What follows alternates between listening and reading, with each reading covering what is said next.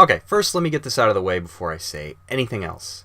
I do not like loot boxes. I don't like microtransactions of any sort. I wish it'd go away. I wish games would go back to how they used to be. Tomorrow.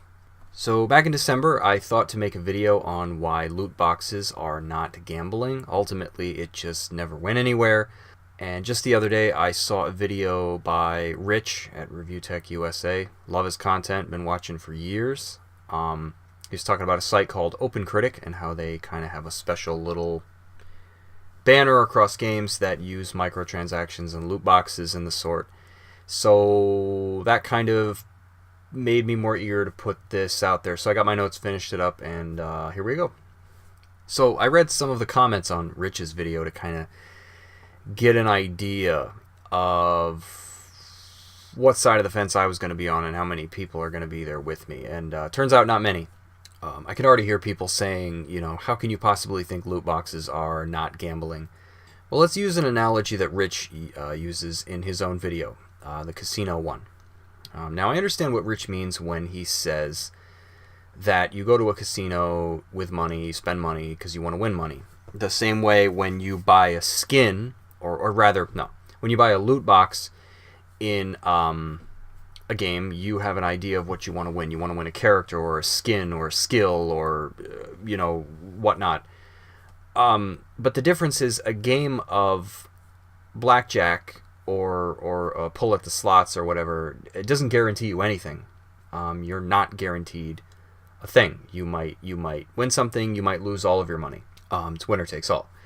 A loot box always contains something. So those are two important things that you have to look at. It's not gambling because you don't lose what you spend. You get something. You're buying something. Even if you're just buying a chance to get something, you always get something. So one comment that caught my eye on Rich's video, I've had this question myself, is, well, does that mean that Pokemon cards back in the 90s were gambling? Did I gamble as a teenager?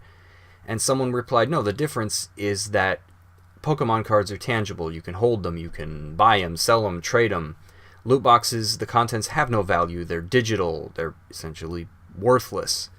So I thought about this, and this is what I came up with. All content used to be physical. Books, music, movies, video games. It was all physical media. Slowly things moved over into the digital space.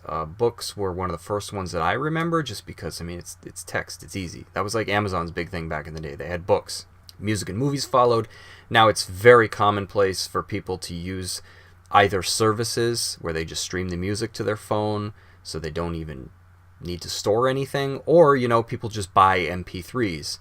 Me personally, I'm old school. I still buy physical media. I rip all my CDs, you know, I keep them stored and I put the MP3s on my phone or whatever.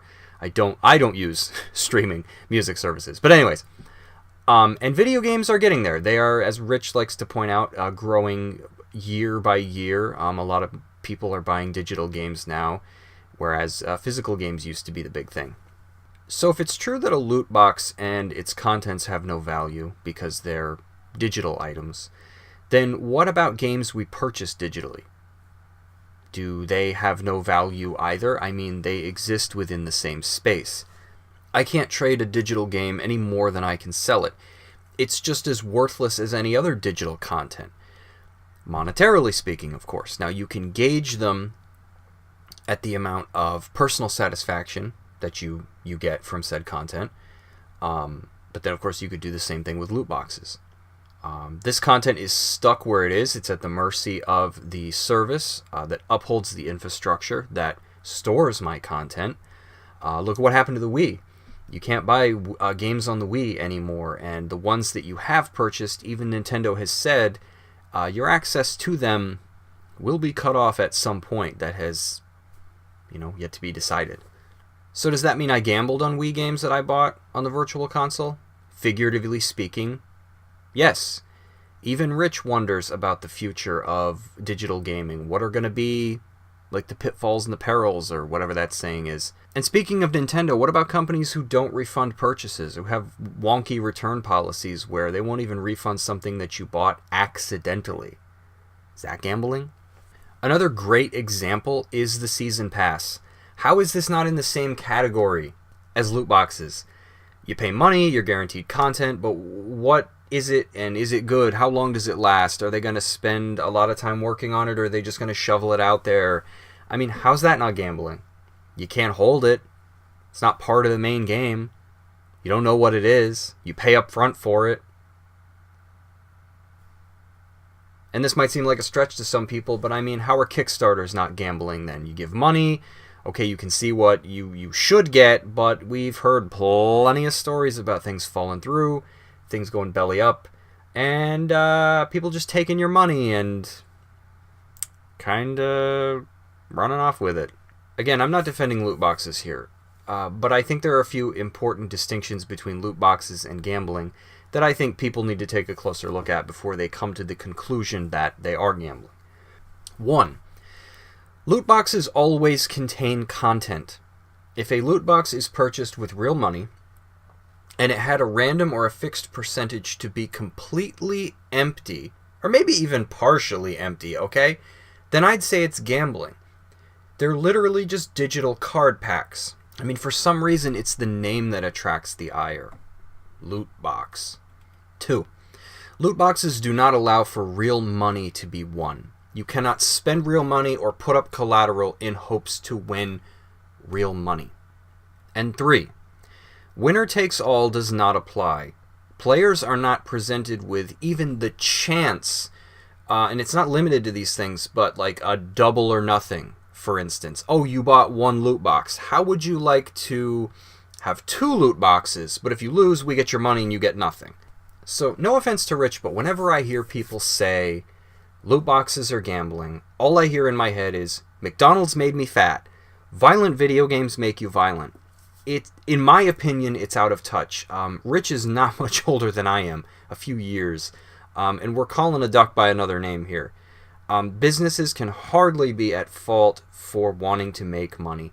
Any of us would do the same. If I was in a position where I could make millions and millions of dollars by something as simple as loot boxes, I gotta be honest, I don't know what I would do. But there's a reason why your grocery store puts chips and soda and cookies and whatnot in the front of the store. It's because they want you to buy them. It's unhealthy. They're junk foods. But they don't care. They want you to buy that stuff. When you go to Walmart and you know that a snowstorm is on the way and there's ice melt and shovels and sleds and stuff right in front of the store, that's not a coincidence or Walmart being nice. It's because they want you to see that stuff and go, oh yeah, I came here for a shovel. There it is. Or, oh yeah, my shovel broke. Or, oh yeah, I lent it out to a guy and he never brought it back. They want you to buy stuff. And the only reason that loot boxes have become as pervasive as they are is because of us. Someone keeps buying them. And as long as businesses can make money in such an easy way, they will, because they're loyal to their stockholders first, themselves, and I don't even think we're on that list. Of course, I have to say, that's not every company, but a lot of them. I started gaming at the age of 5. I was pretty young. And I remember simpler times when it came to gaming. I have this saying that games went from humble and wholesome to hobby and wholesale. Make no mistake, games were always about making money, but they had to be good to get those sales. Like Rich talks about, when you saw Konami, when you saw Capcom, Squaresoft, you knew it was going to be good. Like, you trusted those names because you were like, oh man, I played this game and that game and this, and they were all good. You trusted the name, but like now a lot of games are engineered to make money. And it's not just that initial sale, they want it to keep making money after you've bought it. You know those games, when you get those skills in games, damage over time, we all love those, right? You use the skill and it keeps doing the work for you after you've used it. Well, companies like sales over time, they want you to pay $60, $80, $100 for a game, and then they want it to keep making them money. Now, I will never contest the fact that microtransactions hurt the art of gaming, just simply because you have to decide, like, what is that pillar in the structure that I'm going to hold back that the player needs or is going to really want, and I'm going to monetize that. But again, the only reason these have spread like wildfire, and now there's microtransactions when you go to the bathroom, like you got to watch a 30-second ad or else you got to subscribe to Easy Piss, is because microtransactions, they work. If people didn't spend the money, they would go away. They would be like, you know what, this isn't worth our time. We got to find another way to make money. And calling them gambling, I feel like a lot of people are doing that because they hope that they get slapped with a rating higher than M, and then they're somehow restricted, and companies will go, whoa, we don't want that, so we'll bring it down to M by taking the loot boxes out. I just feel like it's kind of silly. The solution to microtransactions is don't buy them. Even if something is $1 and you think, well, that's all they're getting from me, $1, how are they going to survive off that? Okay, but if 10 million other people say that, that's a lot of money. Remember when GameStop was laughing all the way to the bank because they'd give you a quarter for a game and then they'd put it up on their shelf for $55? Microtransactions is just the next chain of that. And suckers were happy to trade in 20 games to get one new one. It was that instant gratification, which is what microtransactions are. Well, in case you haven't noticed, GameStop's days with that are over. And microtransactions, this bubble will burst too. However, it's just going to probably be something just as bad that replaces it. Games as a service is on the horizon. I'm not too sure how I feel about that one. And for anyone who says that loot boxes prey on children, I just have this to say. Just do your job and be a parent, and you won't have any problems. Well, let me know what you think. Are loot boxes gambling? Are they not gambling? Do you not care? Am I full of crap? Are other people full of crap? Let me know in a comment, and until the next time, keep on shaking.